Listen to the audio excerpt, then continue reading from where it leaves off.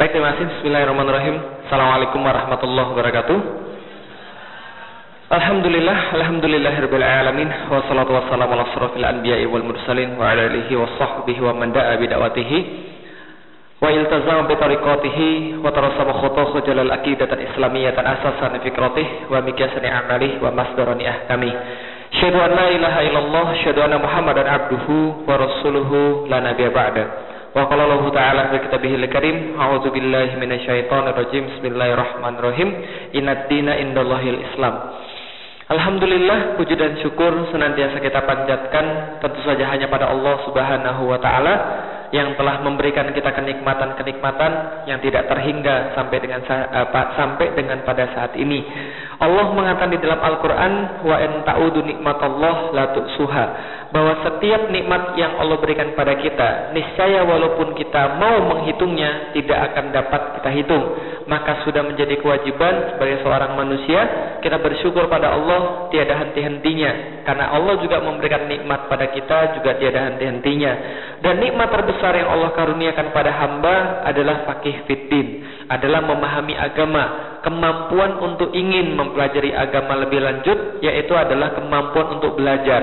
Dan inilah kewajiban seorang muslim yang tidak akan selesai kecuali setelah Allah mengambil nyawanya. Karena itu kita beruntung bahwa kita diturunkan seorang manusia sempurna, seorang manusia yang kelak akan menjadi harapan seluruh umat manusia.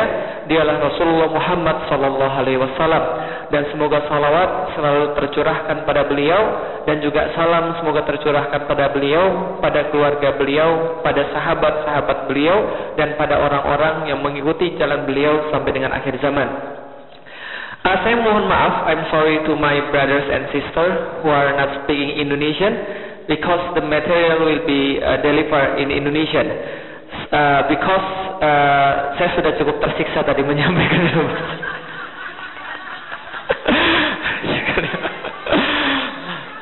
Hah? Ya itu tadi kesurupan tadi kemasukan. Baik, karena itu saya akan berbicara in my mother language, in my first language, bahasa Indonesia. So, when there is somebody in this space, in this in this room who are not speaking Indonesian, you should seek somebody to translate into you. So I am very apologize because of my limitation and my poor English. Because back then in San Diego, I try to talk in English because there are so many brothers that do not speak Indonesian. And when I finish my material, they said, please say it again in Indonesian. It makes me stressful. So jadi saya akan membicarakan dengan bahasa Indonesia. Mohon maaf Bapak Ibu sekalian. Jadi pada hari ini Bapak Ibu sekalian, yang kita sedikit ingin bicarakan adalah kembali tentang akidah, kembali tentang syahadat, karena ini adalah sesuatu yang sangat penting bagi kita. Jadi kita akan membicarakan tentang syahadat sempurna. Masih ingat Bapak Ibu sekalian? Masih ingat Bapak Ibu sekalian?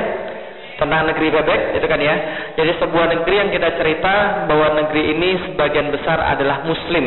Sebagian besar mereka adalah muslim. Tapi sayangnya kita lihat mereka belum mempraktekkan Islam sebagaimana yang kemudian diperintahkan oleh Allah.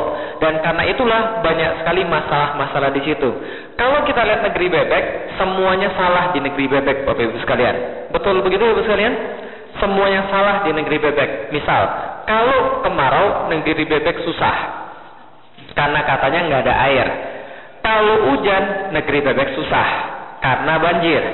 Kalau minyak naik, negeri bebek susah, karena katanya dia impor minyak dari negeri lain. Jadi kalau harga minyak naik, dia bilang dia susah. Kalau harga minyak turun, dia juga susah, karena katanya dia ekspor minyak juga. Jadi kita nggak tahu nih negeri bebek ini yang benar yang mana, karena semuanya susah bagi dia Bapak sekalian. Musim dingin dia bilang kedinginan, musim panas dia bilang kepanasan.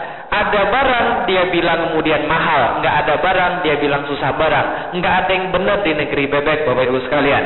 Padahal ketika Allah berbicara lewat Rasulnya, Rasul pernah meriwayatkan satu hadis di mana Rasul mengatakan, sungguh kaum muslimin itu mengagumkan, ajaib. Kenapa ajaib? Karena seluruh urusan baginya sama-sama enak. Kalau dia ditimpa oleh musibah, dia bersabar. dan itu baik bagi dia. Kalau dia ditimpa oleh kemudian kenikmatan, dia bersyukur dan itu baik bagi dia. Jadi ciri orang mukmin gak pernah susah, Bapak Ibu sekalian. Jadi kalau ada yang masih susah, itu bertanya dulu tuh, kira-kira mukmin atau bukan. Nah kalau gitu kita lihat, semuanya pasti ada masalah dengan syahadat. Betul begitu Ibu sekalian? Kita sudah bahas kemarin. Pada hari ini saya akan nyampein 2 tema. Tema tadi sudah yang pertama, ini tema yang kedua. Tema yang ketiga nanti merit, pernikahan tadi. Nah, nanti kemudian kita akan bahas tentang syahadat. Jadi materinya cukup singkat supaya nanti kita punya banyak waktu untuk nanti tema yang ketiga tentang syahadat. Bacanya apa Bapak Ibu sekalian? La ilaha illallah Muhammadur Rasulullah. Betul begitu? Semua orang bisa baca ini karena ini adalah kalimatut thayyibah, kalimat thayyibah. La ilaha illallah Muhammadur Rasulullah. Artinya apa Bapak Ibu sekalian? Tiada Tuhan selain Allah dan Nabi Muhammad adalah utusan Allah. Betul begitu? Oke, coba katakan sekali lagi dengan agak keras. Artinya apa? Tiada Tuhan selain Allah dan Nabi Muhammad adalah utusan. Salah. Salah. Bapak salah? Salah. Apa arti la ilaha illallah Muhammadur Rasulullah? Ayo. Apa artinya? Tiada Tuhan selain Allah dan Nabi Muhammad utusan Allah. Salah sekalian. Kok salah sih? Salah sekalian. Tapi itu yang kita pelajari dari dulu. Salah sekalian. Kok salah sih? Oke, sekarang saya tanya.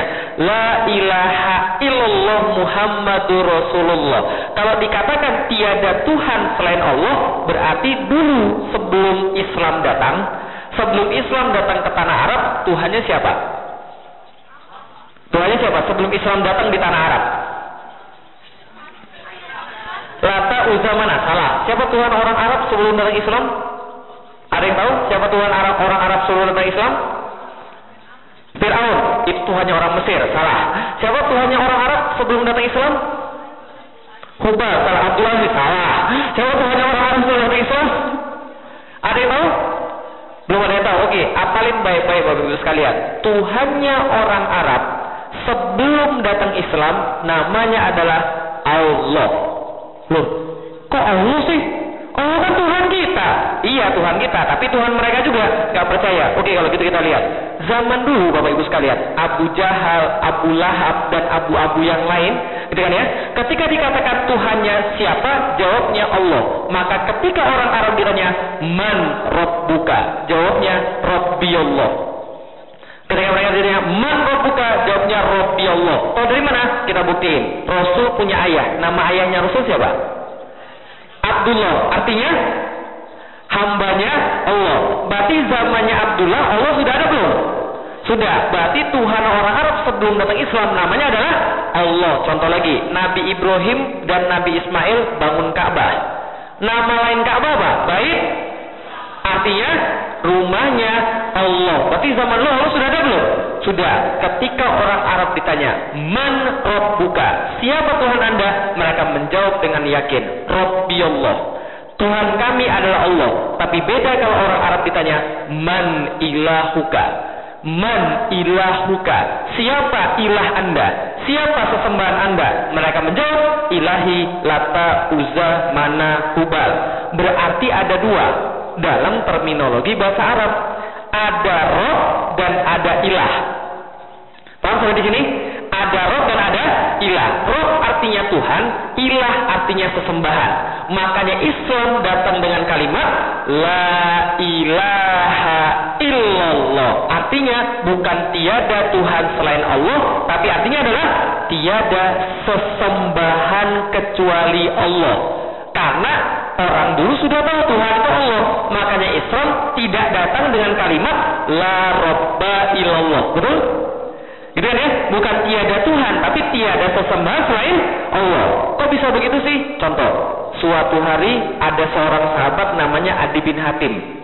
Adi bin Hatim ini sudah masuk Islam, tapi dia datang pada Rasul masih pakai kalung salib. Sudahlah kalungnya salib, emas lagi. Sudahlah emas, salib lagi. Lu kok pernah emas dan salib? Karena laki-laki kan nggak boleh pakai emas. Dia sudah pakai kalung emas, salib pula. Sudah salib, emas pula. Berarti dosanya double ya. Maka Rasul bilang, Adi bin Hatim, campakkan kalungmu. Lepaskan kalungmu. Adi bin Hatim tanya, loh kenapa saya harus kemudian melepas kalau saya Rasul?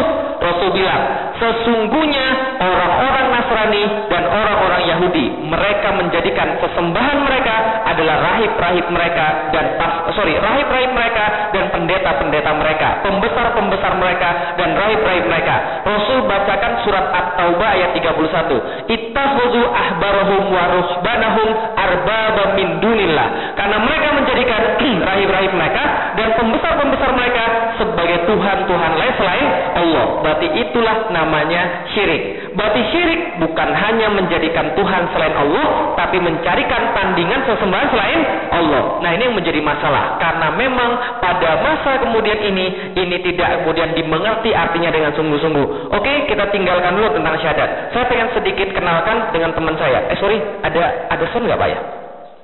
Ada sound nggak yang bisa disambungin? Nggak ada ya? Kalau nggak ada mic nggak yang bisa dimasukin sini? Sebentar. Nggak apa-apa, pakai mic saja. Sorry, saya lupa ngasih tahu Pak Medi. Sebentar Bu ya. Tuhan sayang orang sabar. Saya pengen perkenalkan seorang teman saya. Ini burung Bapak Ibu sekalian. Coba dengar apa yang mau dikatakan burung ini pada Bapak Ibu sekalian. Sebentar. Sampai dipersiapkan. Nanti coba dengar apa yang mau dikatakan burung ini pada Bapak Ibu sekalian. Oke, nggak apa-apa, pakai ini aja. Nih, coba dengerin Bapak Ibu sekalian. Apa yang pengen dikatakan burung ini pada Bapak Ibu sekalian? Sebentar.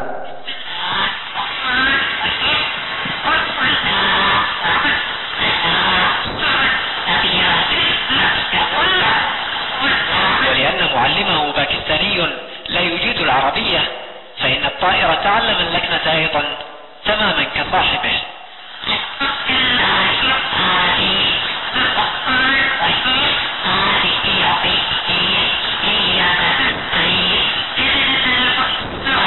Oke, dengar apa yang dia katakan tadi? Apa yang dia baca tadi?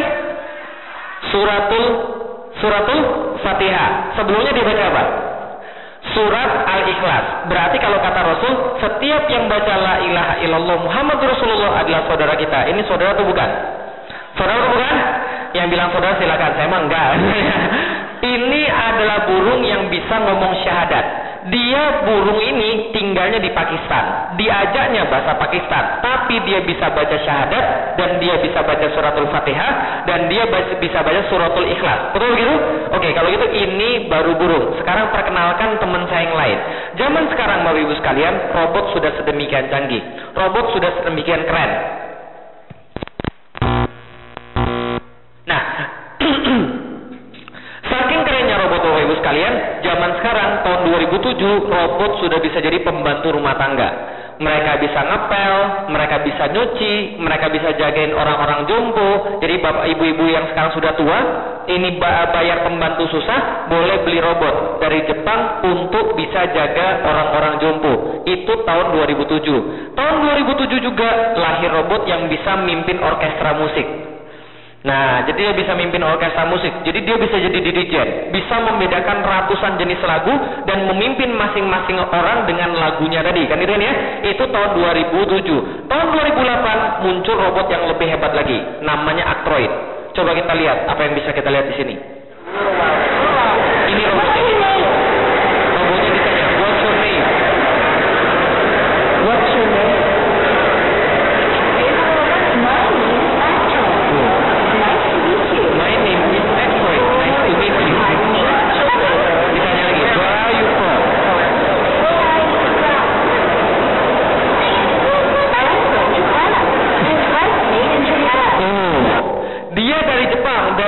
Dibuat dari Jepang. Coba lihat dulu sekali. Ini robot yang dibuat tahun 2008 oleh Jepang. Dan mohon maaf Ibu sekalian, dia pintar luar biasa, punya artificial intelligence. Dan bukan hanya pintar, dia politis juga.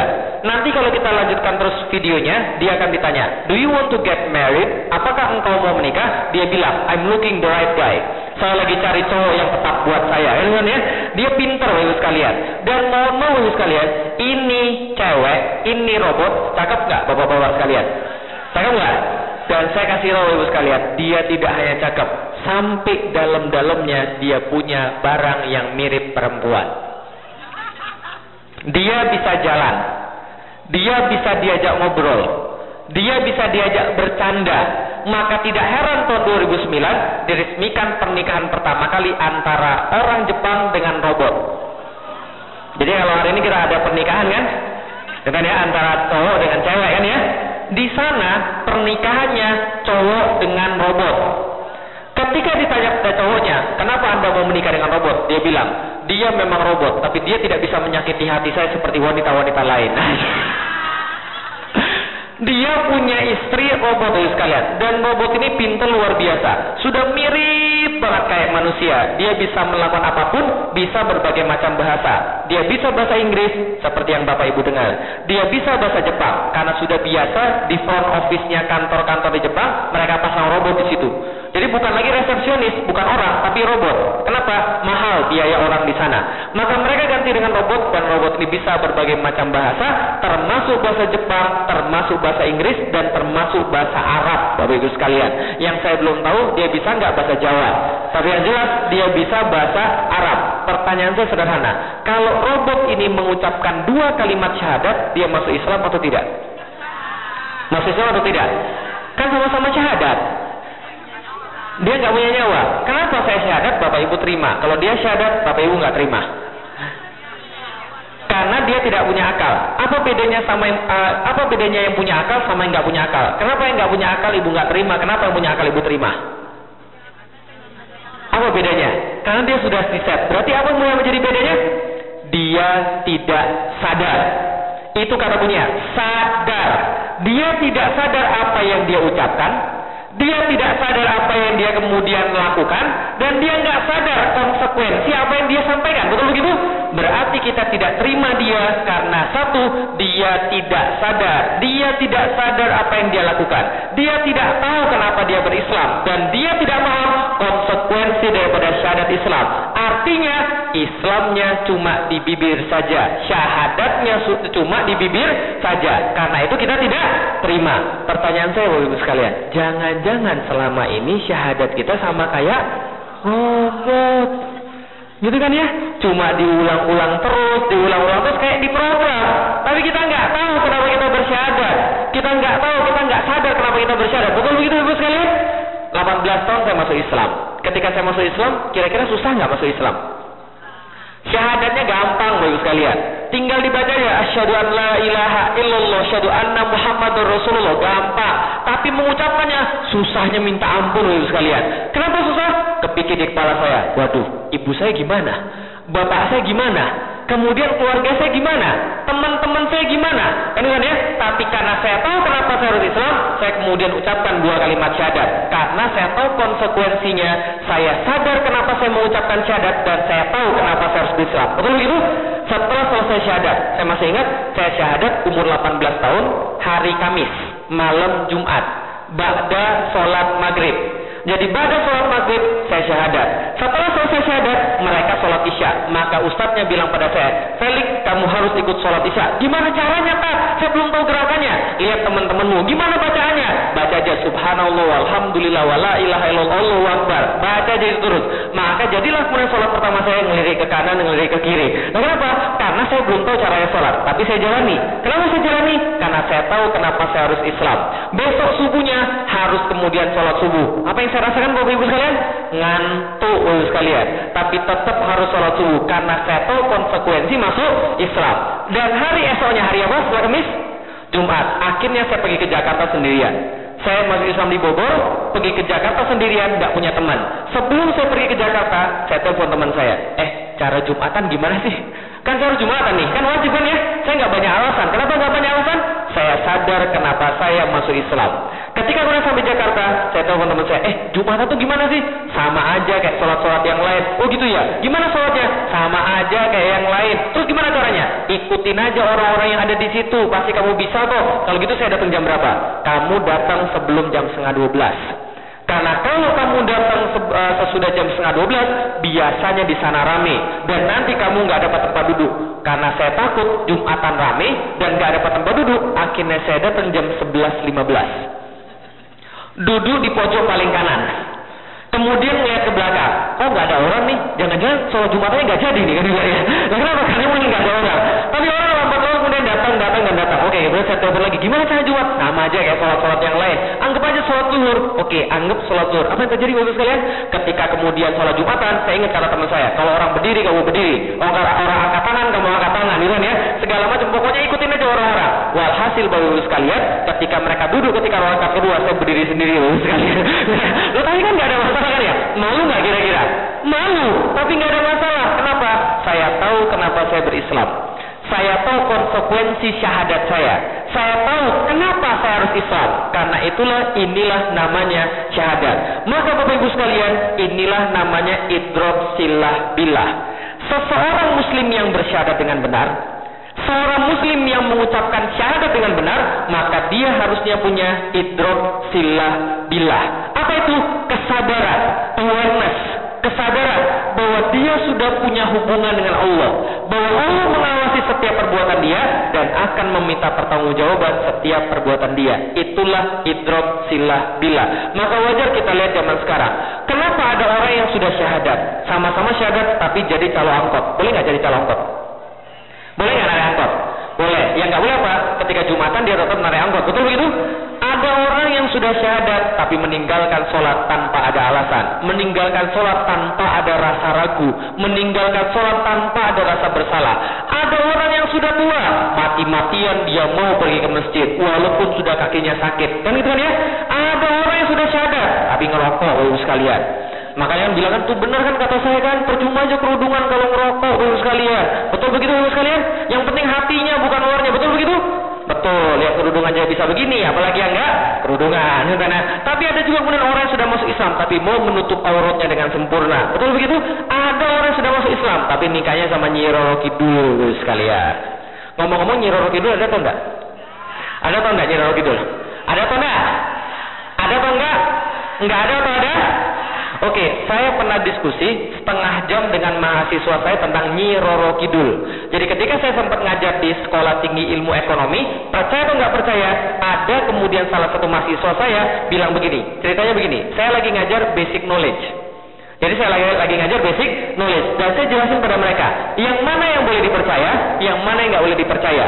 Apa yang kemudian berdasarkan argumen dan yang mana yang nggak berdasarkan argumen. Maka saya sampai pada pembahasan tentang mengimani pada yang goib. Oh itu pelajaran basic knowledge atau pengajian? Sama aja. Nah, kemudian ketika saya bilang begitu, lalu dia bilang, Pak, kalau gitu Bapak percaya nggak dengan Nyi Roro Kidul? Saya bilang, enggak. Bapak bilang kan tadi harus percaya sama yang goib. Tapi Nyi Roro Kidul tidak termasuk yang di dalam Al-Quran. Dia bilang, enggak Pak, Nyi Roro Kidul itu ada Pak. Saya bilang, enggak ada. Enggak Pak, ada Pak. Katanya, tahu dari mana? Nenek saya bilang begitu. Nenek saya bilang Nyi Roro Kidul itu ada. Terus saya bilang, nenekmu dapat dari mana? Dari neneknya lagi. Neneknya dari mana? Dari neneknya lagi. Terus saya bilang, neneknya nenekmu itu nabi atau bukan? Bukan. Ya kenapa dipercaya? Enggak Pak, pokoknya Nyi Roro Kidul itu ada. Dia membantu para wali songo untuk menyebarkan Islam. Kalau udah begini susah nih. Kenapa? Sudah campur-campur kemudian tahayul dan sebagainya. Maka kemudian saya bilang sama dia, ya udah kalau gitu, nanti besok-besok kalau ketemu Nyi Roro Kidul sampaikan salam dari Felix Xiao. Oke? Kalau ketemu Nyi Roro Kidul, sampaikan salam dari Felix Xiao dan kasih tahu Nyi Roro Kidul, hati-hati kalau lagi berenang di pantai selatan. Karena kenapa? Kalau dia lagi berenang di pantai selatan, jangan sampai ketemu saya. Kalau dia ketemu saya, akan saya makan dia. Kok dimakan Ustaz? Karena saya bilang, karena kata Rasul semua yang ada di laut halal, sekalian. Apa maksudnya? Lah ini kan di laut juga kan ya. Nah kalau kemudian dia di laut, berarti kan dia halal kan gitu ya. Nah malah kemudian saya katakan bahwa ini yang kemudian orang-orang. Tapi ada juga yang sudah masuk Islam, dia mau melakukan pernikahannya dengan sempurna. Dia mau melakukan pernikahannya dengan syar'i dan sebagainya. Berarti kita lihat di sini Bapak Ibu sekalian, sama-sama syahadat. Sama-sama syahadatnya.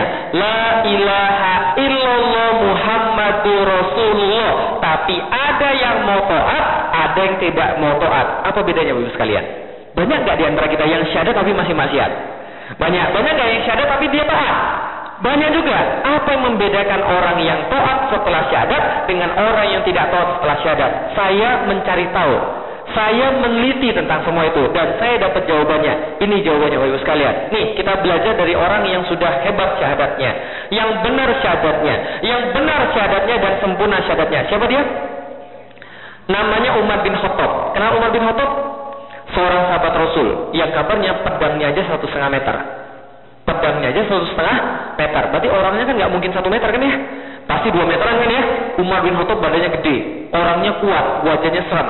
Kata Rasul, setannya takut sama dia.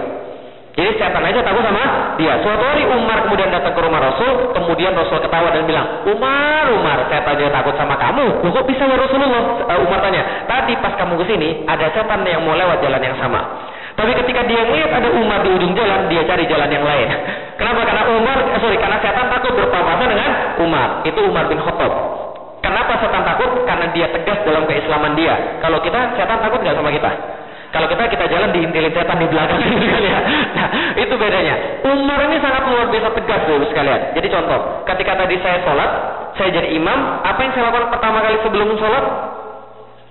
Luruskan dan rapikan barisan. Gitu kan ya? Karena kerapian sholat adalah kesempurnaan sholat. Kalau Umar ngerapin barisan, nggak caranya begitu. Umar cabut pedangnya, rapi. Jadi kalau nggak rapi kena kaki, kena tebas. Itu Umar bin Khattab. Nah, Umar bin Khattab ini adalah orang yang sangat hebat. Kenapa dia bisa hebat di dalam Islam? Karena sebelum dia masuk Islam, dia juga orang yang hebat. Walaupun dalam hal maksiat. Sebelum masuk Islam, kerjanya keliling kota Mekah dan berkata, di mana Muhammad saya akan penggal kepalanya. Di mana Muhammad saya akan penggal kepalanya. Dia keliling-keliling nyari Muhammad untuk memenggal kepala Rasulullah Muhammad SAW. Maka sampai satu saat ketika ada sahabat bilang sama dia, kenapa kamu cari Muhammad? Apa urusanmu dengan Muhammad? Maka kemudian dia bilang, saya akan penggal kepalanya Muhammad. Kenapa? Karena Muhammad sudah membuat rusak agama nenek moyang saya. Karena Muhammad sudah menyuruh orang untuk keluar daripada agama nenek moyang saya. Sahabat punya ide, gini aja, kamu nggak usah cari Rasulullah Muhammad. Adikmu itu sudah masuk Islam dan sekarang lagi belajar Al-Quran. Niatnya sahabat supaya Umar mendengarkan Al-Quran. Ternyata dia marah besar, ngamuk, pergi ke tempat adiknya, dilabrak pintunya, dapat adiknya sama suaminya lagi belajar baca Quran, langsung digampar.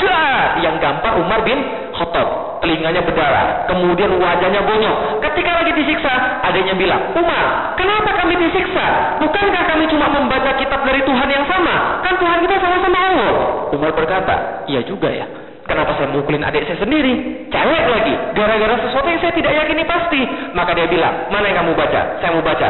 Dibaca oleh Umar kebetulan pada surat At-Toha 1-20 yang berbunyi ayat kedua, 1 sampai 14. 14 ayat doang yang dia baca berakhir dengan innani anallah la ilaha illana.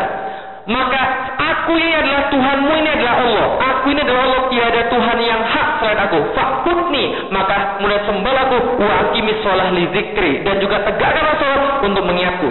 Umar baru baca 14 ayat. 14 ayat surat At-Toha. Dia langsung bilang, kitab ini bukan buatan manusia. Kitab ini bukan buatan manusia. Jelas ini bukan buatan manusia. Maka dia bilang, mana Muhammad Rasulullah? Saya mau masuk Islam. Baru baca berapa ayat? 14 ayat. Langsung masuk Islam. Bapak Ibu khatam berapa kali Al-Quran? Tapi sudah kayak gitu belum modelnya? Belum. Kenapa bisa begitu? Ada yang dimiliki Umar yang gak ada pada kita. Apa yang dia lakukan dengan 14 ayat itu? Oke, kalau gitu kita lihat yang lain. Perkenalkan, siapa dia? Kenal ya? Biasanya tahun 7 bulan tahu nih. Ini Hari Mukti, ini ustadz saya termasuk. Hari Mukti ini adalah seorang rocker. Suatu hari, Hari Mukti lagi main dugem. Ketika dia dugem, dia ditanya sama temennya, Rik, kamu gak takut Rik kalau mati dan bertemu Allah? Sedangkan perbuatanmu maksiat begini, sedangkan kerjaanmu minum minuman keras begini, sedangkan kerjaanmu suka maksiat begini, kamu nggak takut nih? Hari Mukti jawab apa? Semua itu sudah takdir daripada Allah. Kalau saya jadi artis, itu pun takdir. Kalau saya maksiat, itu pun takdir. Kalau saya minum wine, itu pun takdir. Kan Allah Maha mentakdirkan. Dia belum bahas yang kemarin, kan ya? Nah, maka dibilang semua itu takdir. Tapi lama-lama dia mikir, benar nggak ya semua itu takdir ya? Ini kata Hari Mukti. Kalau kemudian dulu saya ngerasa jadi artis itu takdir Allah. Tapi lama-lama saya mikir, kalau begitu jadi pelacur juga kehendak Allah dong. Masa sih Allah pengen orang jadi pelacur? Kan nggak mungkin. Gitu kan ya? Maka dia mikir, nah nggak adil dong. Berarti Allah jahat dong. Saya mulai bertanya-tanya, benar nggak sih hidup kayak gini? Setelah dia berpikir, dia bertanya-tanya, dan dia mendalami Allah, dia menghentikan perbuatan maksiat dia. Sekarang inilah jadinya Hari Mukti. Sudah pernah ke sini belum Hari Mukti? coba deh. Ini Hari Mukti sekarang, dia sekarang jadi dai sekalian. Coba lihat, ada nggak bedanya dulu sama sekarang? Apa bedanya? Tambah gendut. Bukan itu yang saya maksud. Apa bedanya kira-kira? Oh, dulunya nggak pakai kacamata, sekarang pakai kacamata. Bukan. Apa bedanya? Suaranya sama nggak? Sama merdunya. Pas saya baru masuk Islam, Hari Mukti pergi ke IPB. Saya masih ingat banget, tahun 2002 saya masuk Islam, Hari Mukti pergi ke IPB. Dia kemudian ngambil mic begini, dia lempar mic-nya ke atas, dia tangkap. Saya Hari Mukti, mantan setan. Gitu. Jadi kayak aksi panggung begitu ya. Jadi suaranya masih bagus sekali. Suaranya masih bagus, Hari Mukti tetap sama, wajahnya tidak berubah, badannya memang agak sedikit gendut, tapi orangnya tidak berubah. Yang berubah apanya? Isi kepalanya. Yang berubah adalah syahadatnya. Yang awalnya syahadatnya tidak memberikan efek pada dia, sekarang syahadatnya membuat dia seorang muslim yang sempurna. Kalau gitu, apa persamaan antara Hari Mukti dan Umar bin Khattab? Inilah kata Imam Syafi'i, ketahuilah bahwa kewajiban pertama seorang mukallaf atau orang yang baru balik, orang yang sudah balik, yang sudah bisa berpikir sempurna, adalah berpikir dan mencari dalil sampai dia menemukan bahwa Allah itulah Tuhan. Gitu kan ya? Makanya tadi di awal yang ketika saya jelasin sama anak-anak, sama adik-adik tadi, itu adalah basic di dalam Islam. Berpikir, ngajak mereka mikir supaya mereka tidak bisa menafikan bahwa Tuhan itu ada, dan Tuhan itu namanya Allah. Itulah pertama kali harus dilakukan. Umar dapat iman karena mikir, karena itu imannya sempurna. Karena itu perbuatan langsung hebat. Hari Mukti dapat iman karena mikir. Awalnya dia Islamnya keturunan, namun kemudian dia memperbaiki syahadatnya sehingga dia jadi kayak begini. Nah, itu yang menjadi perbedaan. Kalau gitu apa harus kita pikirkan? Ini harus kita pikirkan. Ayat pertama yang turun ke dunia, bunyinya apa? Iqra bismi rabbikal ladzi khalaq. Khalaqal insana min 'alaq. Iqra wa rabbukal akram. Alladzi 'allama bil qalam. 'allamal insana ma lam ya'lam. Ini adalah ayat yang pertama datang. Iqra artinya tidak hanya bacalah, tapi iqra asal katanya qara'a yaqra'u qira'atan. Artinya bacalah, berpikirlah, telaahlah, analisislah, coba teliti sekali lagi, coba hitung sekali lagi, pikirkanlah. Itu artinya iqra. Artinya apa? Allah tidak pernah bilang namanya Allah di awal surat. Betul begitu? Iqra bismi rabbikal ladzi khalaq. Bukan iqra bismillahil ladzi khalaq. Enggak gitu kan ya? Tapi iqra bismi rabbikal ladzi khalaq. Coba pikirlah, siapa Tuhan yang telah menciptakanmu? Khalaqal insana min 'alaq. Berarti Allah minta kita berpikir tentang alaq. Inilah alaq yang dimaksud dalam Al-Quran. Alaq di dalam Al-Quran berarti janin. Dalam terjemahan bebas, alaq adalah segumpal daging yang menghisap darah. Orang Arab biasa menyebut lintah itu alaq. Pernah lihat lintah? Pernah digigit lintah? Belum. Ada yang pernah digigit lintah? Apa yang dihisap? Darah. Berarti lintah itu ngisap darah. Coba bayangin Bapak Ibu sekalian, di zaman dulu 1400 tahun yang lalu, sudah ada USG belum? Belum. Sudah ada ilmu kedokteran belum? Belum. 1400 tahun yang lalu, di mana saat belum ada ilmu kedokteran, Al-Quran sudah bilang bahwa janin itu kerjaannya menghisap darah. Siapa yang pernah hamil? Oh, yang jelas yang di sini nggak mungkin. Siapa yang pernah hamil? Angkat tangan, siapa pernah hamil? Sering merasa pusing-pusing? Sering merasa kurang konsentrasi? Mual-mual? Berarti itu normal, karena darah Anda sedang dihisap oleh janin. Justru kalau kita hamil nggak pusing-pusing, kita hamil nggak berkunang-kunang, kita hamil nggak mual, berarti ada masalah dengan janinnya, berarti dia nggak menghisap darah. Betul begitu? Kerjaan kemudian bayi adalah ngisap darah. Coba lihat Bapak sekalian, nih bayi itu semua itu tergantung pada ini, plasenta, ari-ari dia. Disinilah darah ngalir, disinilah makanan ngalir, disinilah udara ngalir. Bapak Ibu sekalian, nih bayi punya hidung, dia bernapas nggak pakai hidung? Bernapas nggak pakai hidung? Bernapas? Kelelep dia Bapak Ibu sekalian. Dia nggak bernapas kan ya? Betul begitu? Coba lihat Bapak sekalian, dia nggak bernapas di sini dan semua dari sini. Pernah melalui proses kelahiran? Bapak-bapak pernah ngelihat istri melahirkan? Magic gak? Magic gak? Bagi saya itu magic. Saya masih ingat ketika istri saya melahirkan anak saya pertama kali, tahun 2008. Tahun 2008 kita kan maklum kan ya, nggak punya pengalaman, punya anak pertama. Istri saya itu ketika sudah hamil tua, dia pasti tidur pakai jilbab. Tidurnya bukan pakai kerudung, pakai jilbab. Jadi pakai baju panjang. Supaya kenapa? Kalau nanti mau melahirkan bisa segera langsung pergi ke rumah sakit. Maka kemudian saya pulang dakwah waktu itu jam 11 malam. Saya ingat banget, jam 11 malam saya pulang daripada dakwah dan bilang capek banget karena kurang tidur selama berbulan-bulan. Kan ya? Karena memang dakwah di Indonesia itu kadang-kadang ada waktu-waktu di mana kita nggak bisa istirahat sama sekali. Capek banget dan saya berharap tidur. Jam 11 saya tidur sama istri saya. Jam 2 istri saya bangun. Bi, bangun Bi, bangun Bi, bangun Bi. Kenapa? Kenapa? Setelah saya buka lampu, ternyata basah semua, bro. Udah ranjang basah semua, bajunya basah semua. Ternyata air ketubannya pecah. Sebaliknya seorang suami yang kemudian tidak punya pengalaman, pikir siapa? Kalau air ketuban pecah, berarti airnya ini keluar. Berarti bayinya bahaya. Betul begitu? Maka kemudian saya langsung anterin ke rumah sakit. Untung jam 2 malam 15 menit sampai ke rumah sakit. Dan kemudian sampai di rumah sakit, apa kata susternya? Pak, mohon maaf Pak, ini masih belum pembukaan. Satu belum Pak. Satu aja belum Pak pembukaan. Belum pembukaan satu ya? Pembukaannya ada berapa? Pembukaannya ada 10 Pak. Aduh. Jam 2 malam Bapak Ibu sekalian, bayangkan. Sampai jam 12 itu tidak ada pembukaan sama sekali Bapak Ibu sekalian. Coba bayangkan, stres nggak? Baru pertama kali melahirkan sudah dites dengan air ketuban pecah. Apa yang benar terjadi? Istri saya dipasangi alat namanya kardiotokograf. Tahu kardiotokograf? Jadi itu alatnya 0 sampai 80 kan itu ya. Kalau dia sudah sampai 40, istri saya genggam tangan saya, wah, katanya sakit banget Bi. Tapi itu nggak selesai dari, sampai 40, sampai 60, 73, turun lagi ke 0, 47, istri saya stres. Apa yang terjadi pada saya? Ngelihat istri saya kayak begitu, stres Bapak sekalian. Apa yang terjadi pada saya? Kepala saya kayak muter film Bapak sekalian. Maksiat saya keinget semua. Istighfar umi. Tapi yang sebenarnya istighfar itu saya. Kenapa? Maksiat saya ingat semua. Jangan-jangan gara-gara ini istri saya ini susah. Jangan-jangan gara-gara ini istri saya susah melahirkan. Maksiat itu semua. Saya istighfar pada Allah. Ya udah, Allah tolonglah istri saya. Sampai udah jam 12 istri saya bilang apa? Istri saya bilang, Bi, sudah nggak kuat lagi. Coba bayangin. Kalau ketika suami dengar kayak begitu, apa yang dia bayangin? Kayak hancur loh sekalian. Kenapa? Sudah nggak kuat lagi. Udah umi tahan umi la yukalifullahu nafsan illa usaha. Allah tidak akan membebani manusia kecuali kesanggupannya. Udah nggak kuat lagi. Tenang umi, tenang. Setelah kita doain, dia mulai agak mereda. Jam 2 dokter bilang, alhamdulillah Pak, selamat Pak. Sudah terjadi pembukaan 2 Pak. Pembukaan 2. Terus sampai kapan dari udah pembukaan 10? Masih kira-kira 8 jam lagi Pak.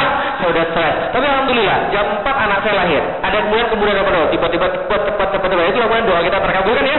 Jam 4 kemudian anak saya lahir. Jam 4 saya lahir dengan mata dan kepala saya sendiri bagaimana anak itu dilahirkan. Pertama-tama ayo umi, bernapas umi, saya tarik lagi umi. Sorry, bukan tarik. Ayo umi tekan lagi. Lalu keluar apa? Apanya duluan Bapak sekalian? Kepalanya. Saya, serius nih. Ini segede ini bisa keluar. Saya nggak percaya Bapak sekalian. Aku gimana terus. Ternyata benar-benar keluar. Pas dia keluar dikit, kepalanya kemudian diputar sama dokter kan ya. Ini nggak patah nih kepalanya. Saya nggak patah. Diputar kepala terus keluar sekali. Betul nggak ya? Ibu pasti kalian kan ya. Nah, kayak cumi-cumi Bapak sekalian. Serius. Kayak cumi-cumi Bapak sekalian. Warnanya putih dan nggak ada keras-kerasnya sama sekali. Dan nggak bernapas. Betul begitu? Dok, ini kenapa nggak bernapas tuh? Tenang dulu Pak. Nggak bernapas Pak. Tenang dulu. Dijepit kemudian hari-harinya dipotong. Pas dipotong baru hidup, baru nangis. Coba bayangkan. Apa saya bilang? Ternyata gitu ya. Allah mengajari kita. Apa Allah ajarkan? Kalau kita potong satu rizki, Allah ganti dengan 2 rizki yang lain. Dipotong kemudian hari-harinya, Allah ganti dengan hidung yang nyala. Allah ganti dengan mulut yang bisa makan. Dia sudah bisa nangis, dia bisa bernapas, dia nyari susu ibunya. Betul begitu? Allah ngajarin pada kita bahwa ini yang kita lihat pada Iqra bismi rabbikal ladzi khalaq, khalaqal insana min 'alaq. Dari awal terbentuknya dia sampai jadi kayak begini, Allah memberikan sebuah keistimewaan luar biasa. Awalnya apa? Ini yang sudah kita bahas, sperma. Ya kan ya? Yang kemudian segala macam akhirnya jadi kayak begini Bapak sekalian. Allah mengajar pada kita luar biasa. Jangan takut rezeki Bapak sekalian. Kalau kita benar yakin pada Allah, dipotong satu rezeki, Allah ganti dengan 2 rezeki. Kita berpikir tentang Allah, kita mendapatkan ternyata Allah Maha Besar. Betul begitu? Semakin kita berpikir, semakin kita mengalah, Allah katakan semakin kita dapat kemudian iman pada Allah. Coba lihat lagi. Saya suatu hari diangkut pas masih kuliah. Di depan saya ada seorang ibu-ibu nyusuin anaknya. Saya terpaksa memperhatikan Bapak sekalian. Bukan memperhatikan ibunya, bukan. Saya memperhatikan anaknya Bapak sekalian. Yang saya pertanyaan adalah, kenapa anak itu bisa nyusu? Kenapa anak itu bisa ngedot? Ada nggak yang ngajarin anak itu ngedot? Ada nggak? Nggak ada. Saya punya adik di rumah waktu itu, dia masih berusia kira-kira 6 bulan dan dia sakit pilek, dia nggak bisa keluarin ingus. sampai harus dibantu dengan alat. Betul begitu? Tapi anak kecil baru lahir nggak usah diajarin ngedot, Ibu sekalian. Dia sudah bisa ngedot sendiri. Tahu dari mana dia? Diajarin siapa dia ngedot? Dalam pikiran saya, gimana kalau bayi nggak bisa ngedot? Mati dong, nggak bisa makan, beneran ya. Dan kemudian itu semakin meyakini bahwa kayaknya benar Allah itu ada. Setelah kita memikirkan tentang janin saja, kita dapat keberadaan Allah yang maha besar. Betul begitu? Itulah keimanan dengan berpikir. Apa yang bisa kita lihat nih, Bapak sekalian? Selain kita kemudian meyakini bahwa Tuhan itu maha besar, ada satu lagi yang harus kita yakini. Bahwa apa? Bahwa manusia terbatas. Betul begitu? Contoh, Iqra bismi rabbikal ladzi khalaq. Khalaqal insana min alaq. Iqra wa rabbukal akram. Kalau Anda berpikir, Anda dapat Tuhan. Selanjutnya ayatnya gimana bunyinya? Alladzi alama bil qalam. Alamal insana malam. Berarti Allah kasih tahu. Sesudah meyakini Allah itu kuat, yang kedua yang Allah kasih tahu pada manusia. Saya kasih tahu, manusia itu lemah. Apa bukti kelemahan manusia? Nih, Bapak sekalian. Bukankah ujung-ujungnya kita pasti ke sini? Betul begitu? Karena itulah Bapak sekalian, orang yang hatinya lembut adalah orang yang paling banyak mengingat mati. Jadi Rasul minta kita banyak-banyak ziarah kubur bukan untuk ngalap berkah, tapi untuk mengingat mati bahwa inilah tempat kita ujung-ujungnya. Enggak banyak, cuma 1 meter kali 2 meter aja. Mau rumahnya orang selapangan golf, tetap aja kuburnya 1 kali 2 meter. Mau kuburannya kayak orang Cina, pakai kedung, tetap aja di situ dia 1 kali 2 meter nggak bisa bergerak. Betul begitu? Maka inilah kemudian kita harus saksikan. Cobain Bapak sekalian, sudah pernah menghadiri kuburan? Sudah diturunkan kemudian ke liang kubur. Apa yang terjadi pada orang-orang di situ? Nangis. Gitu kan ya? Ada anaknya, ada bapaknya, ada ibunya, ada istrinya, ada suaminya, nangis di situ. Setelah nangis kemudian diturunkan kemudian tanah demi tanah diturunkan sampai kemudian rapat, kemudian yang di atas lebih nangis lagi. Tapi apakah mereka nangis terus selama-lamanya? Enggak. Akan ada satu waktu di mana mereka berhenti nangis dan mereka pulang. Betul begitu? Pulang 1 orang, 2 orang, yang tersisa di situ cuma orang yang paling kita cintai. Bukan ya? Tapi apakah mereka di situ selama-lamanya? Mereka pulang juga. Yang tinggal di sana siapa orang? Siapa yang tinggal di sana? Sendiri sama ulet, sama belatung dan sebagainya. Ya? Orang yang mengingat mati akan semakin sadar bahwa manusia itu terbatas. Betul begitu Bapak sekalian? Manusia terbatas. Nih coba lihat Bapak sekalian. Ngeri nggak melihat yang seperti ini? Ngeri nggak? Ini yang terjadi di Palestina 2009. Nih lihat bukti kelemahan manusia. Seorang ayah yang sedemikian kuat menjadi kemudian kayak anak kecil nangis ketika melihat anaknya meninggal. Coba lihat nih anak yang kena bom, darah keluar di mana-mana, telinganya, matanya, lidahnya, mulutnya. Ini semakin menyadarkan kita bahwa manusia itu benar-benar lemah. Betul begitu? Manusia benar-benar terbatas. Apa itu manusia? Cuma sekedar tulang, berbalut dengan kulit, dialiri dengan darah, dan kemudian ditutup dengan daging. Betul begitu? Inilah manusia. Lemah nggak manusia? Dan ketika kita melihat seperti ini, kita kemudian sedih atau enggak? Sedih. Bisa berbuat sesuatu kita? Nggak bisa selain mengatakan, ya Allah, ya Rabbi, Masya Allah. Betul kan kita lihat? Akhirnya apa? Ketika kita melihat semua ini, harusnya kita semakin merasa bahwa kita lemah. Betul begitu? Karena itulah seorang manusia yang benar-benar sadar dia lemah, maka dia menolkan dirinya sendiri. Kalau dia merasa benar-benar lemah, maka dia menolkan diri, dan di saat yang sama dia mengesahkan Allah. Ada yang suka komputer di sini atau programmer? Ada yang programmer? Ini kan bahasa pemrograman Pak ya? 0 dan 1. Kita tidak mengenal selain 0 dan 1. Makanya Allah katakan, Qul huwallahu ahad. Artinya apa? Allah itu satu-satunya. Walam yakul lahu kufuwan ahad. Dan Allah tidak perlu sama sekali serikat dalam segala sesuatu. Dan Allah tidak perlu saingan. Artinya apa? Manusia 0. Manusia tidak merasa apa-apa. Kapan syahadat terjadi? Syahadat terjadi ketika manusia merasa 0 dan dia berhasil mengesahkan Allah. Tapi ketika manusia merasa masih dia punya sesuatu, dia tidak akan pernah bisa bersyahadat sama Allah. Betul begitu? Merasa punya banyak duit. Dan merasa duit itu berarti bagi dia. Merasa duit bisa membeli sesuatu. Duit bisa melindungi dia. Dia tidak akan punya syahadat. Karena dia merasa duitlah segala-galanya. Dia merasa dia muda. Merasa dia hebat. Maka dia jauh daripada Allah. Karena dia tidak bisa bersyahadat. Karena dia merasa punya sesuatu. Dia merasa punya ilmu. Karena itu dia merasa lebih bisa menentukan daripada Allah. Dia merasa punya sesuatu selain daripada Allah. Dia sudah tidak nol lagi.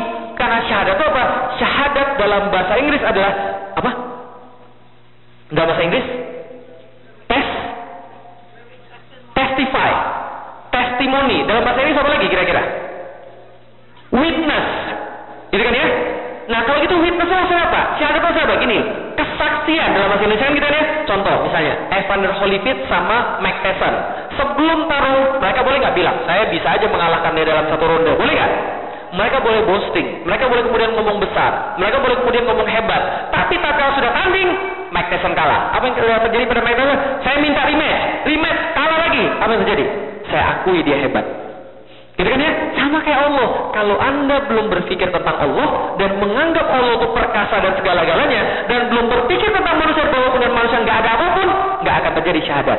Syahadat terjadi kalau benar-benar manusia merasa lemah. Dengan kata lain, Bapak Ibu sekalian, kalau kita belum bisa mengesahkan Allah, jangan-jangan masih ada kotoran dalam diri kita. Merasa kita punya banyak duit, karena itu kita merasa besar di hadapan manusia.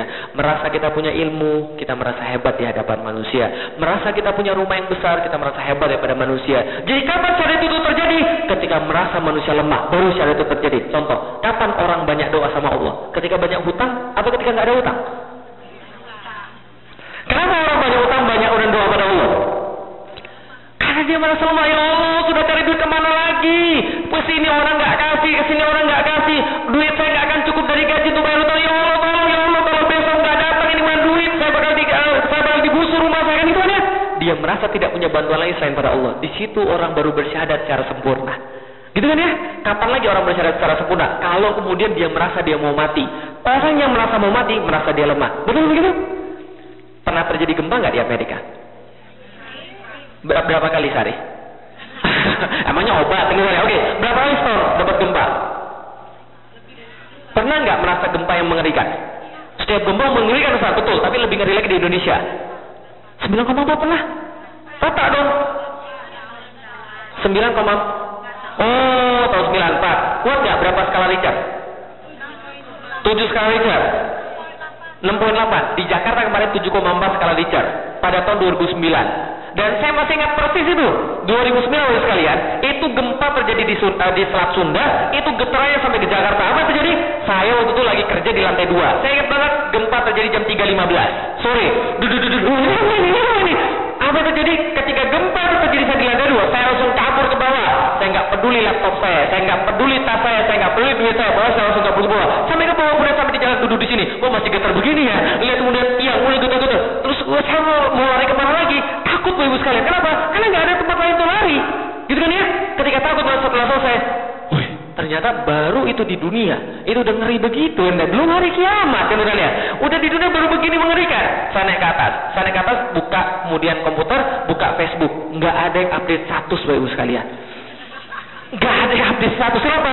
Saya yakin semuanya pada sholat asar. Betul begitu? Kalau manusia mendekati mati, dia langsung beriman pada Allah. Kalau manusia merasa dirinya akan mati, dia langsung beriman pada Allah. Betul begitu? Maka itulah ketika manusia merasa no, dan Allah baru dia esakan. Betul begitu ya sekalian? Kenapa kita bisa berdiri?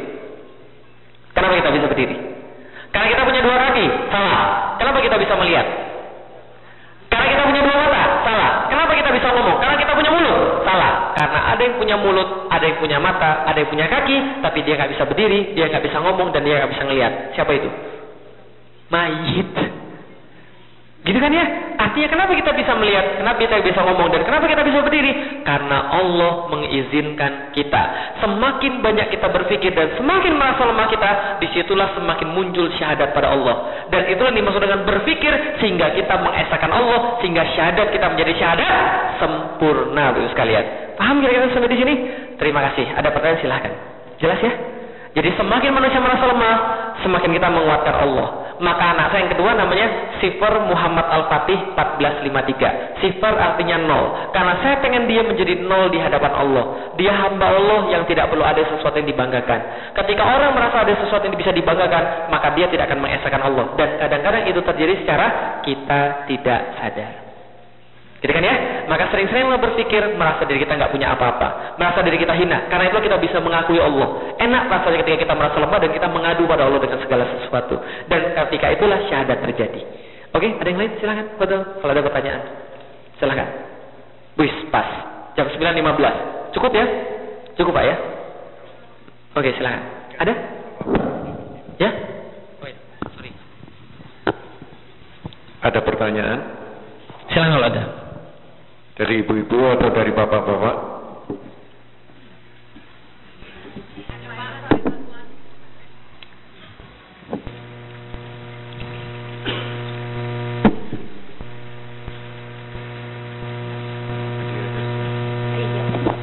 silakan Ibu. Assalamualaikum warahmatullahi wabarakatuh. Waalaikumsalam warahmatullahi. Maaf karena ini amanah Pak, jadi saya menyampaikan pertanyaan. Silakan. Ada seorang bapak berusia kurang lebih 70 tahun, punya 2 kali pernikahan. Maksud saya yang pertama cerai punya anak, terus yang kedua masih sampai sekarang. Terus istrinya itu sakit Pak. Beliau mau merencanakan nikah lagi, dan diizini oleh istrinya karena istrinya sakit. Yang jadi masalah beliau tidak bisa memberikan nafkah 2 istri. Jadi rencananya uang dari retire-nya dia diambil dia untuk nikah lagi di lain negara. Terus pertanyaannya, apakah itu diperbolehkan atau berdosa karena tidak adil dengan nafkahnya? Itu Pak ya. Terus yang lain ada lagi. Seorang ibu nikah dengan non muslim. Ibu itu muslim. Terus dia suatu saat dia jadi imam sholat. Apakah makmumnya ini sah? Terus bolehkah seorang ibu itu memandikan jenazah? Terima kasih. Wassalamualaikum warahmatullahi wabarakatuh. Waalaikumsalam warahmatullahi wabarakatuh. Baik, saya jawab dulu pertanyaan ini kayak sinetron aja. Baik, seorang bapak-bapak 70 tahun. Sebenarnya tidak ada masalah dengan umur ya, it doesn't matter. Dan ya jadi nggak ada masalah dengan umur. Ada seorang bapak-bapak umur 70 tahun, dia kemudian sudah memiliki 2 istri, satunya sudah cerai, berarti kita tidak hitung juga. Berarti kasusnya adalah dia sekarang punya istri, itu aja ya. Dia punya istri dan istrinya sakit, dan kemudian dia mau menikah lagi, dan dia tidak punya nafkah. Tapi saya bingung, dia tidak punya nafkah, tapi kok katanya dia punya duit? Maksudnya gimana tuh? Duit pensiun. Oke, Bapak Ibu sekalian saya kasih tahu. Pertama-tama, mungkin ini agak sulit diterima, khususnya bagi golongan yang di sini. Nah, saya kasih tahu Ibu sekalian. Saya kasih tahu pertama, poligami tidak mensyaratkan adil. Ya, poligami tidak mensyaratkan adil, tapi mewajibkan adil. Asam namanya. Loh, bedanya apa, Ustaz? Oke, saya kasih tahu bedanya begini, Bapak sekalian. Nih bedanya, Bapak sekalian. Apa bedanya mensyaratkan sama mewajibkan? Jadi gini, contoh, kalau poligami mensyaratkan adil, maka orang yang tidak adil dia tidak boleh poligami. Aku udah ketemu. Tapi kalau poligami mewajibkan adil, berarti setiap orang yang poligami harus adil. Paham maksudnya? Contoh misalnya, orang mau sholat itu syaratnya bukan khusyuk, tapi khusyuk itu adalah kewajiban ketika orang nikah. Oh ya, orang nikah itu tidak wajib ngasih nafkah. Syaratnya, orang nikah bukan syaratnya bisa kasih nafkah, tapi kewajiban setelah nikah kasih. Paham ya maksudnya kan ya? Oke, berarti saya dulu ketika saya kemudian nikah, saya nggak punya pekerjaan. Saya nggak punya pekerjaan ketika matiin aja tuh mic-nya. Saya nggak punya pekerjaan ketika nikah. Tapi setelah saya nikah, saya bisa menafkahi istri saya karena itu wajib bagi saya menafkahi istri saya. Is that clear? Berarti nafkah bukan pekerjaan, nafkah bukan penghasilan, tapi apa yang diberikan oleh suami kepada istrinya dari manapun duitnya. Gitu kan ya? Termasuk dari duit pensiun. Berarti kalau dia mau nikah lagi, itu urusan dia. Boleh saja kalau ada yang mau sama dia, gitu kan ya? Ada yang mau sama dia. Terus bagaimana istri yang kedua tadi? Bagaimana istri yang lagi sakit tadi? Nah tadi itu kemudian urusan mereka berdua. Artinya adalah apa? Kalau istrinya sudah mengizinkan, istrinya tidak ada masalah, itu urusan mereka. Bisa dipahami itu secara hukum boleh-boleh saja. Tapi nanti kalau zolim gimana? Itu kemudian dosa dia. Tapi kalau dari segi hukum boleh-boleh saja. Paham maksudnya kira-kira? Itu yang pertama. Yang kedua, seorang muslimah menikah dengan seorang non-muslim, laki-laki. Mudah-mudahan ini bukan pertanyaan untuk memojokkan itu kan ya.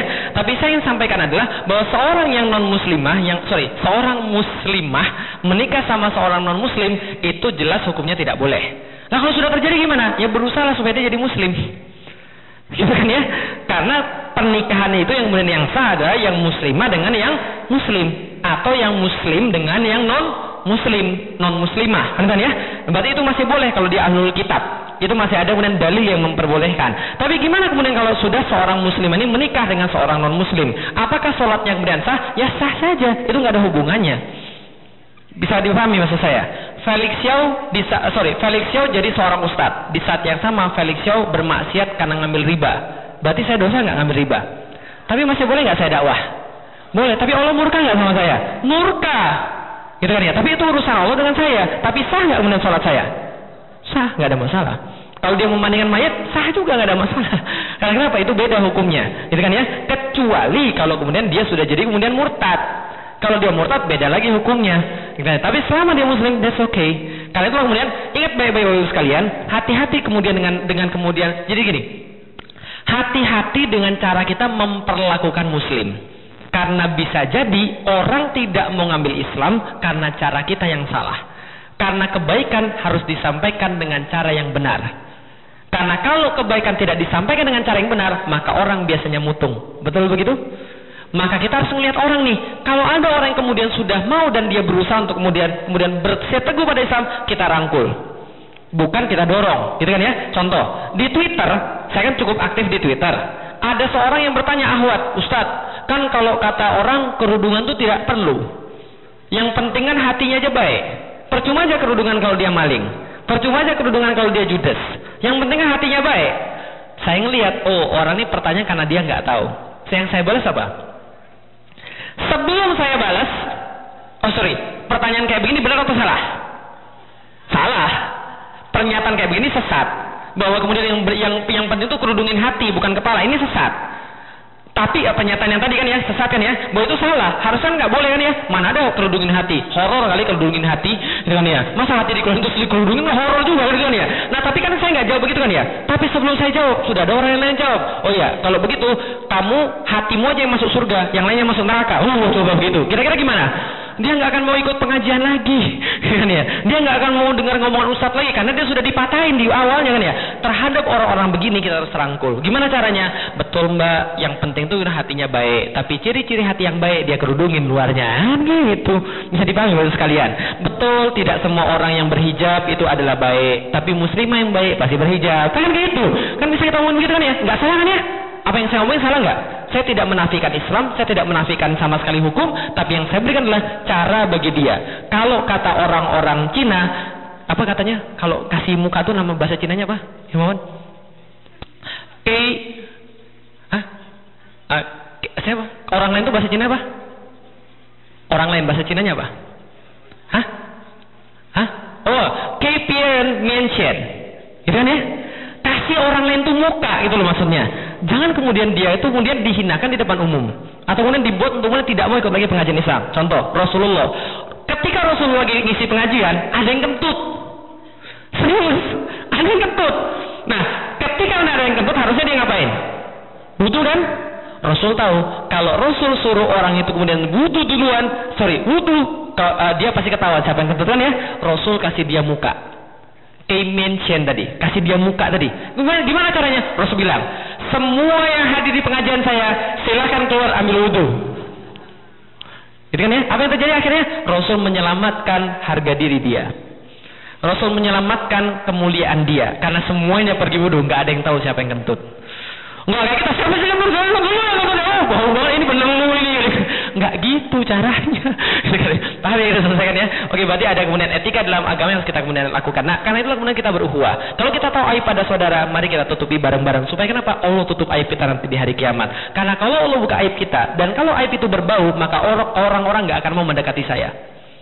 Kalau aib itu berbau, orang-orang nggak akan mau mendekati saya. Tapi karena Allah menutup aib kita, mari kita tutupi aib orang yang lain. Kalau dia ada salah, biarlah dia sama kita yang tahu. Kalau dia buka aib kita, biarin aja. Yang penting kita tutup aib dia. Bisa dipahami Bapak Ibu sekalian? Dan berarti itulah kemudian di dalam Islam. Ada yang lain silakan. Fadal. Ada? Silakan kalau ada. Sudah selesai ya? Boleh, silakan.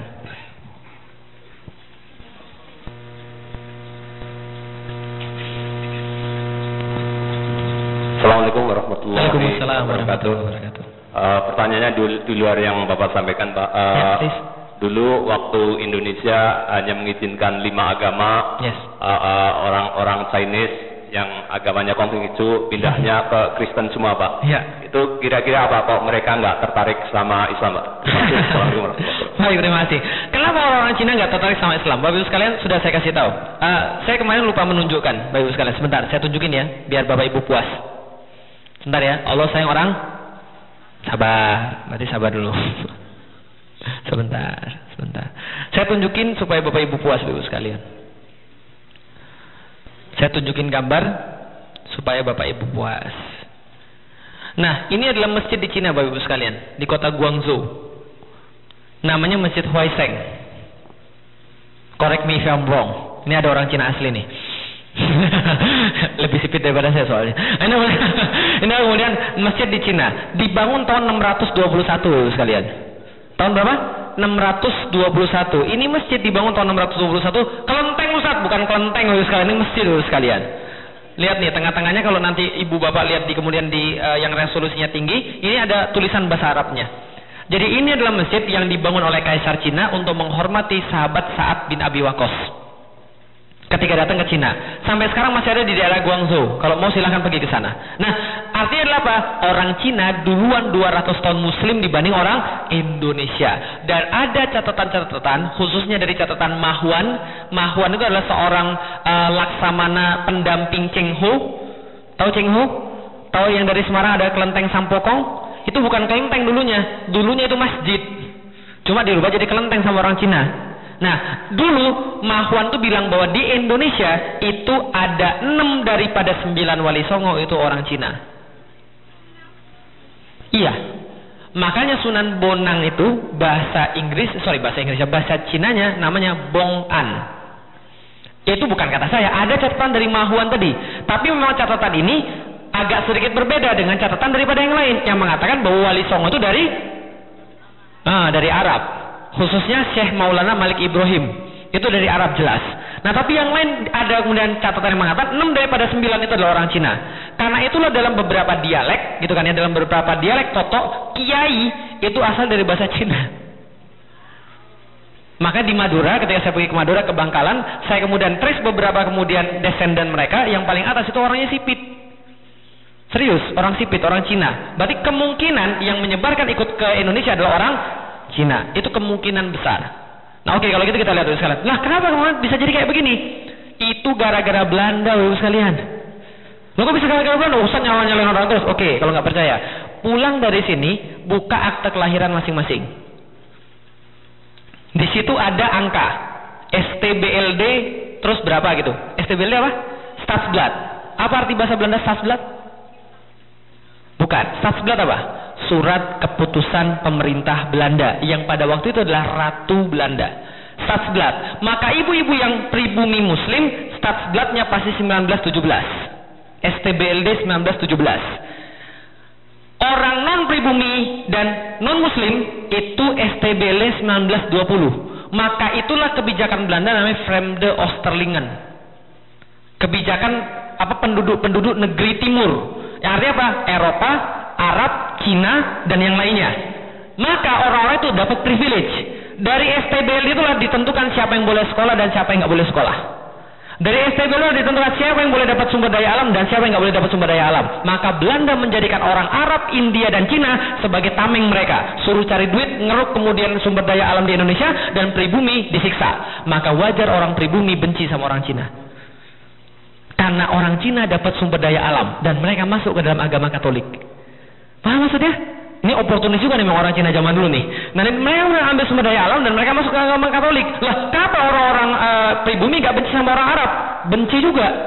Tapi gak sebenci orang Cina. Karena kenapa? Orang Arab diidentikan dengan Islam. Kenapa orang pribumi gak benci dengan orang India? Benci juga dengan orang India. Maka dalam beberapa tempat ada pepatah, kalau ada ular kobra sama orang India, bunuh yang mana duluan?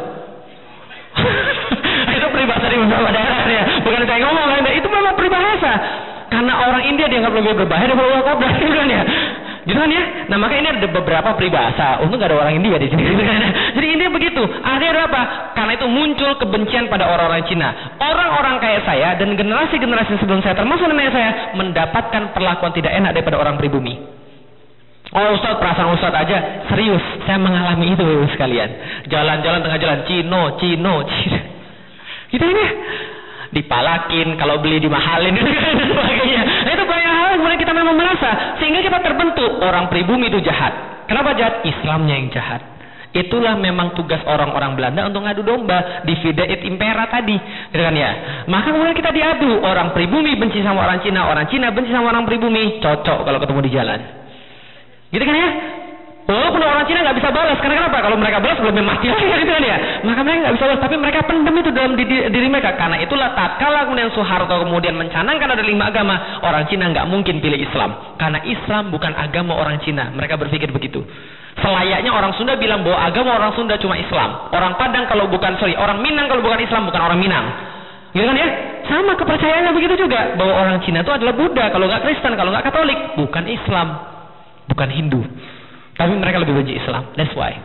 Oke, terjawab Pak ya? Oke, itu gara-gara Belanda berarti Pak.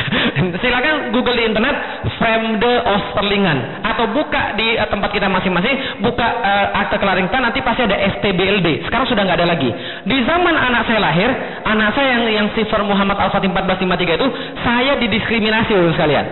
Ketika kemudian saya ngelahirin di Rumah Sakit Budi Mulia, daerah Tanah Abang, setelah itu nurse-nya bilang, Pak, Bapak harus ngurus kemudian akta kelahiran. Bapak harus bayar Rp150.000. Saya bilang dari Hong Kong Rp550.000. Saya lihat di internet cuma Rp75.000. Itu bagi WNI Pak. Bagi WNI keturunan 150 sampai 200.000. Saya bilang, emang masih ada WNI keturunan di sini? Enggak ada lagi. Enggak Pak, tetap harus bayar. Saya bilang, kamu ini enggak puas ya dijajah sama Belanda, kan ya? Tahu enggak STBL itu dari mana? Dari Belanda. Enggak puas Indonesia dijajah Belanda. Dia bilang, terserah Bapak deh. Akhirnya saya urus sendiri kemudian ke catatan sipil. Untuk dapat akta kelahiran anak saya Rp75.000. Bukan masalah duit yang saya jadi masalah, tapi saya nggak mau orang-orang Indonesia mentalnya terjajah. Tahu mental terjajah? Bangga sama hukum orang-orang kafir. Kan ya? Khususnya Belanda tadi, STBLD tadi. Itu bukan hukum kita itu. Itu mendiskriminasi kita itu. Nah, itulah kemudian penyebab kemudian kita jadi sekarang seperti sekarang. Jadi masalahnya besar. Silahkan ada yang lain. Saya tulis dalam tulisan saya di artikel caranya jadi internet curhat Cina Muslim Indonesia. Coba baca di situ. Curhat Cina Muslim Indonesia. Di internet, artikel saya tulis tentang bagaimana kelahiran anak saya dan bagaimana saya mendapatkan akta kelahiran itu begitu susahnya. Gitu. Baik, silakan kalau ada yang lain. Ada mungkin? Ada? Enough? Cukup? Sampun? Cekap? Oke. Last one, silakan.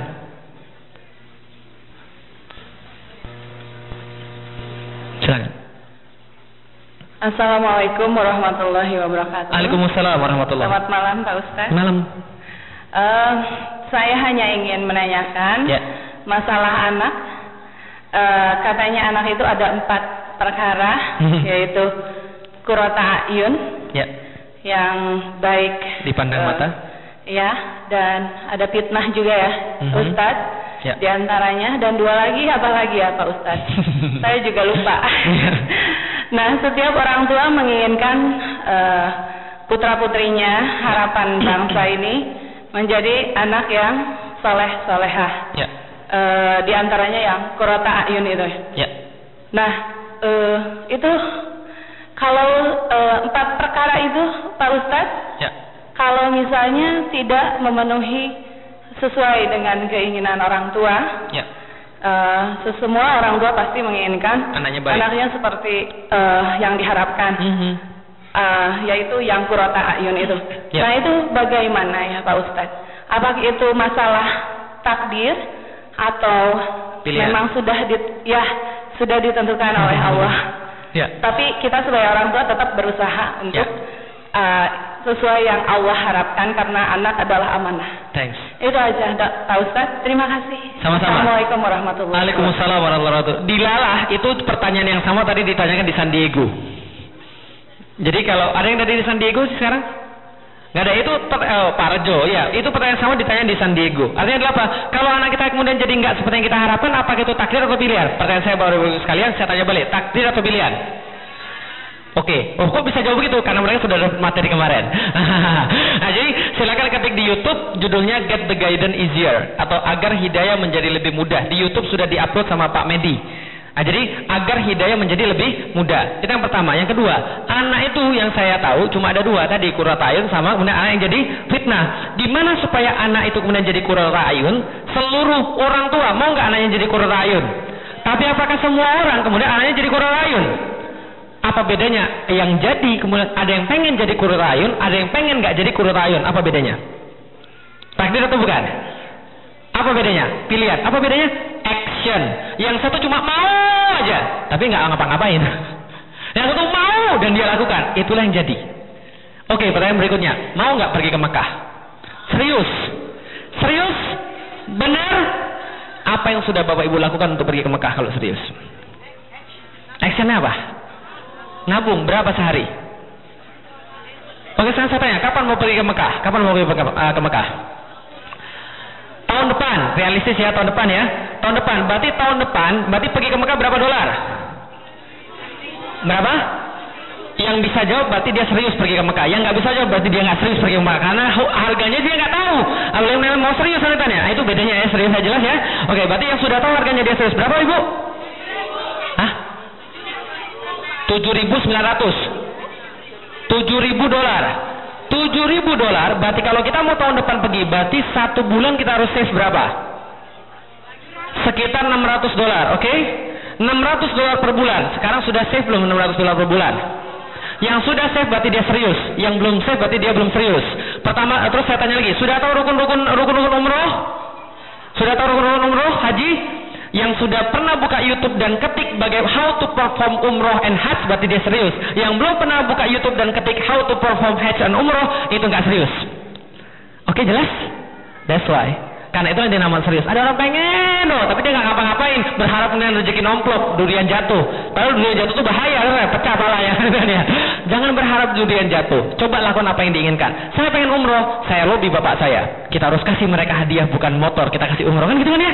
Nah, cari jalannya apa? Itu benar orang serius. Satu, orang serius dia tidak akan pernah berhenti sebelum dia dapat. Dua, dia berbuat sesuai dengan apa yang dia inginkan. Berarti kalau ibu cuma kemudian nabungnya 100 dolar per bulan, itu nggak serius. 2 tahun jadi, enggak 2 tahun, 5 tahun tuh kalau sebulan 100. Nah, itu nggak serius namanya. Loh, tapi saya nggak punya duit.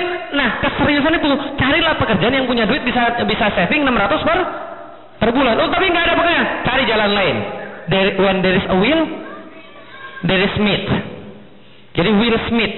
Jadi kita oke, silakan yang lain. Cukup? Oke, saya rasa boleh, silakan. Pak Ustadz, katanya kalau misalnya anak itu masuk surga, anak itu diberikan sama Allah buat kesempatan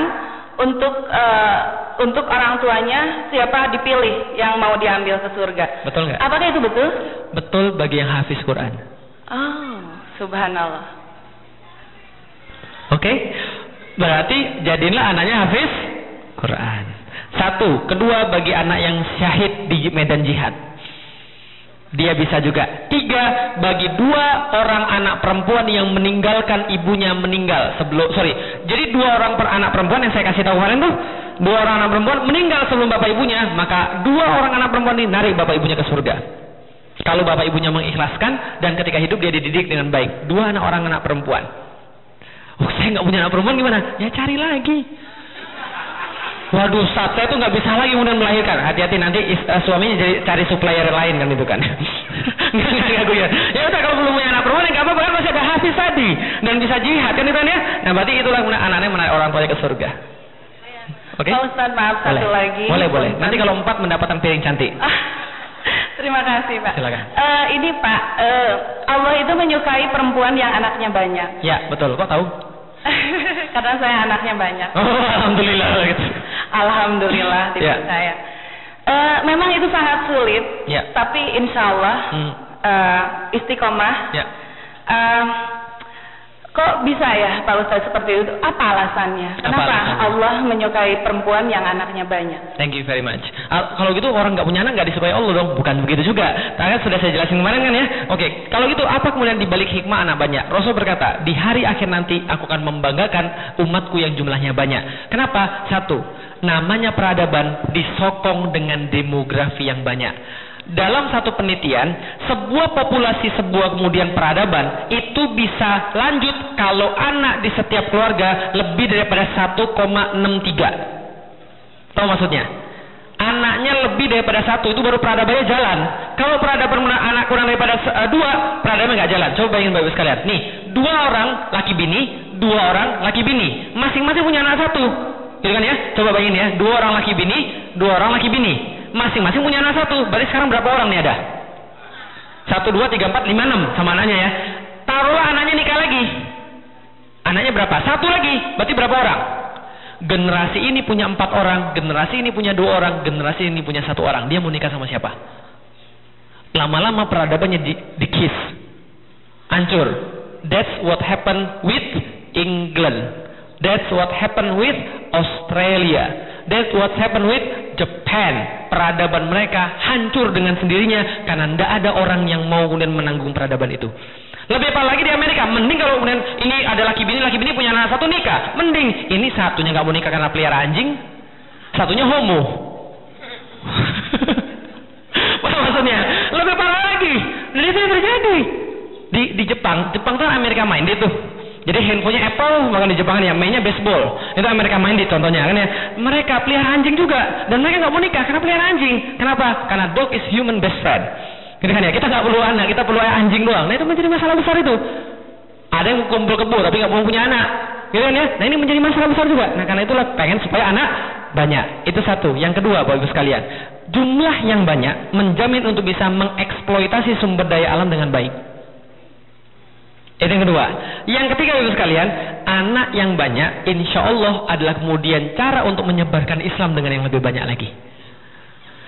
Langsung amin. Amin. Anaknya berapa, Bu? Alhamdulillah 4. 4. Luar biasa. Itu bagus itu. Itu udah jangan takut. Pengen 7. Wah, bagus. Istri saya pas nikah dengan saya dia bilang, "Bi, kita harus punya anak 11." Lah kenapa? Istri saya tunggal. Istri saya anak tunggal. Jadi dia akan punya anak 11. Tapi setelah menikah sama saya 3, stop dulu jalan lagi. Saya bilang, tapi saya maunya anaknya 5. Kan bapak saya anaknya 5. Masa saya kalau sama bapak saya bilang, saya nggak mau, saya mau anaknya stop dulu, ini sudah yang terakhir aja 4. Ya sudah kalau itu saya cari supplier yang lain. Enggak itu guyonan doang itu kan ya. Enggak, ya berarti ada apa? Itu kemudian fungsinya anak banyak. Jadi jangan takut. Gimana cara kasih makan mereka? Allah sudah kasih tahu di dalam Al-Qur'an. Nahnu narzuquhum wa iyyakum. Kami yang kasih makan mereka dan kami yang kasih makan Anda. Jadi jangan sangka Anda yang kasih makan mereka. Itu kata Allah. Ya, jadi jangan sangka Anda yang kasih makan mereka, kami yang kasih makan mereka. Tapi tentu Bapak Ibunya juga nggak boleh, kalau itu saya nggak usah kerjakan, Allah yang kasih makan. Bukan begitu juga. Artinya selama Anda kerja, selama Anda berusaha, Allah pasti kasih rizki. Insya Allah. Zaman dulu orang belum PhD, zaman dulu orang belum S2, tapi tentu mereka anaknya banyak. Anak Bapak kita berapa? 7, 8, 9, kan ya. Padahal mereka nggak sekolah. Oh, zaman sekarang zaman yang lain. Itulah alasannya. Pernah nonton Idiocracy? Film Idiocracy pernah nonton? Jadi lucu. Jadi mereka bilang gini. Ini masuk akal juga. Jadi mereka bilang gini. Orang semakin pintar, semakin nggak mau punya anak. Betul begitu? Semakin banyak mikir, nggak mau punya anak. Jadi orang yang punya anak yang mana? Yang bodoh-bodoh. Jadi kemudian turunan mereka IQ-nya jongkok semua. Karena yang pintar-pintar nggak mau punya anak lagi. Lama-lama yang bodoh-bodoh ini nikah lagi. Anaknya lebih bodoh lagi. Lama-lama makin bodoh juga. Dan ini terjadi pada saat ini nih. Karena orang-orang pintar banyak mikir. Mana nggak jadi. Paham gak saya? Oke, jadi jangan banyak pikir dalam berbuat kebaikan, termasuk punya anak. Kalau kita sudah merasa, ya sudah, kita mulai tingkatkan ilmu dan amal kita, insya Allah kita berhak untuk punya anak yang baik. Oke, terima kasih. Billahi taufiq wal hidayah. Assalamualaikum warahmatullahi wabarakatuh.